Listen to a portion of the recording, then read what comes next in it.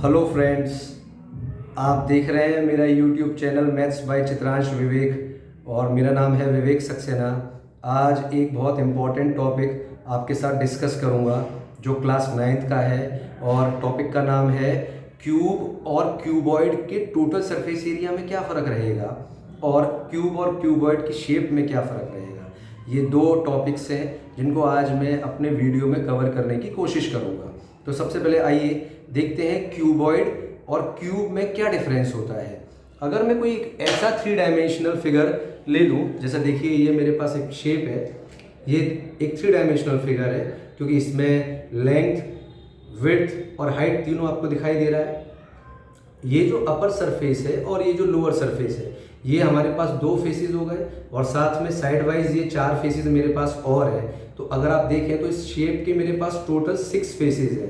6 faces में से 4 faces का डायमेंशन जो है वो सेम है और जो अपर और लोअर फेस है उसका डायमेंशन स्लाइटली इन चारों से डिफरेंट है, क्योंकि अपर और लोअर डायमेंशन जो फेस है वो डिफरेंट है साइड वाइज डायरेक्शन से या साइड वाइज जो मेरे फेस है उनके डायमेंशन से। तो आप कह सकते हैं कि ये जो शेप है ये मेरा क्यूबॉइड कहलाएगा। क्यूबॉइड को हिंदी में घनाभ भी कहा जाता है। अब आइए अब देखते हैं कि क्यूब में क्या होता है। क्यूब का ये एग्जाम्पल मेरे पास है, ये मैंने एक डाइस लिया हुआ है, इसको आप हिंदी में पासा भी कहते हैं। आप अगर देखें तो इट हैज 6 फेसेस, ये 6 फेसेस वाला पासा है और 6 ही फेस होते हैं पासे में, डाइस में। सारे जो डायमेंशन है जिनको आप लेंथ, विड्थ और हाइट कहेंगे वो सब इसके अंदर आपको सेम दिखाई देगा, बिकॉज ये डायमेंशन में सब लेंथ, विड्थ और हाइट सेम है, इसीलिए ये क्यूब कहलाता है जिसको हिंदी में घन कहा जाता है। तो बेसिक डिफरेंस अगर मैं फाइंड आउट करने की कोशिश करूं कि क्यूबॉइड और क्यूब में क्या होता है, तो क्यूबॉइड और क्यूब में केवल एक ही बेसिक डिफरेंस आपको दिखाई देगा, दोनों में ही 6 फेसेस होंगे। बट क्यूबॉइड के जो अपर और लोअर जो फेस है हमारा, जो सरफेस है हमारा, जैसे आप देख सकते हैं, उसका डायमेंशन बाकी चारों फेस के डायमेंशन से डिफरेंट होगा।